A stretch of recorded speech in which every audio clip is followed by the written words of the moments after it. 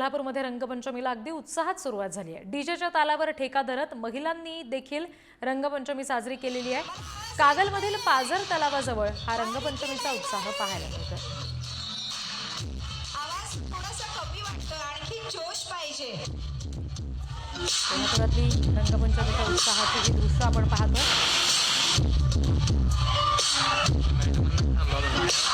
डीजेच्या तालावर ठेका धरत या महिला आनंद साजरा करतात। आणखी तपशील आपण घेणार आहोत। प्रतिनिधी शेखर पाटील आपल्याशी जोडले गेले त्यांच्याकडे। शेखर, काय नेमका उत्साह आहे तिथे?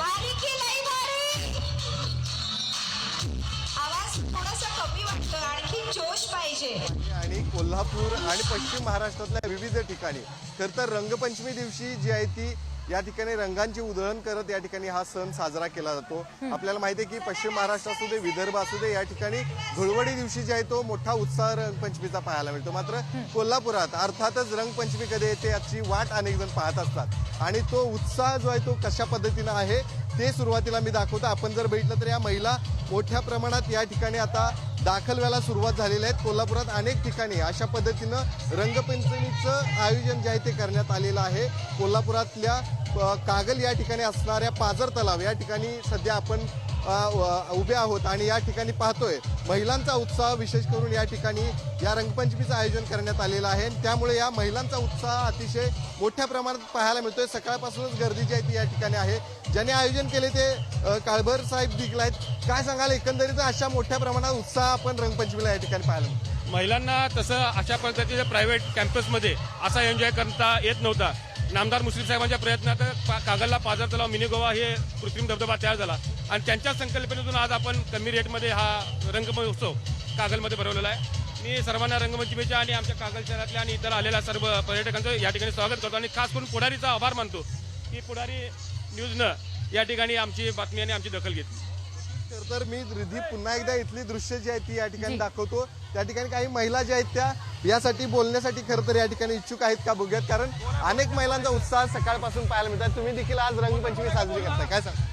खूपच छान वाटतंय। मेन म्हणजे प्रवीणदादांच्यामुळे रंगपंचमी साजरी करायला मिळाली, त्यामुळं तर पाझर तलाव या ठिकाणी अशा पद्धतीने आगळं वेगळं आयोजन देखील केलं गेलेलं आहे आणि तुम्ही सगळ्या महिला या ठिकाणी जमा झाला। होय, खूपच छान वाटतंय, आनंद पण वाटतोय आणि मजा पण येते।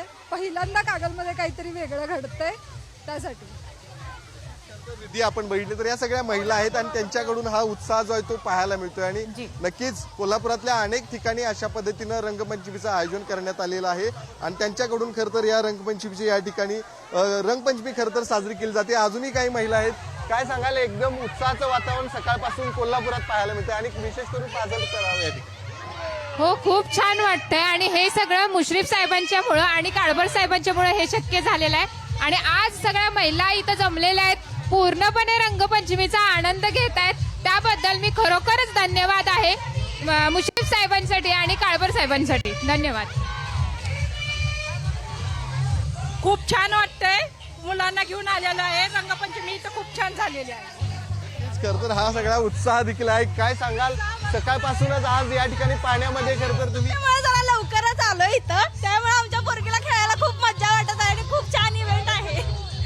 खरं तर दिर्दी मी पुन्हा एकदा ही सगळी दृश्य दाखवतो, ज्या ठिकाणी महिला ज्या आहेत त्या पाण्यामध्ये अक्षरशः या ठिकाणी आनंद घेताना पाहायला मिळत आहेत, रंगपंचमी साजरी करताना पाहायला मिळत आहेत। कोल्हापूर जिल्ह्यामध्ये अशा अनेक ठिकाणी रंगपंचमीच्या इव्हेंटचं आयोजन करण्यात आलेलं आहे आणि त्याचंच उत्साह जो आहे तो संपूर्ण कोल्हापूरमध्ये पाहायला मिळतो आणि कोल्हापुरातल्या याच पाझर तलाव या ठिकाणी सुद्धा असा उत्साह आहे। त्यामुळं निश्चितच आहे आज दिवसभरच अशा पद्धतीनं महिला असू देत, तरुण मुलं असू देत, रंगपंचमीमध्ये अक्षरशः न्हावून निघाल्याचं दिवसभरच पाहायला मिळणार आहे। रिद्धी जी शेखर, धन्यवाद दिलेल्या सगळ्या तपशिलांसाठी।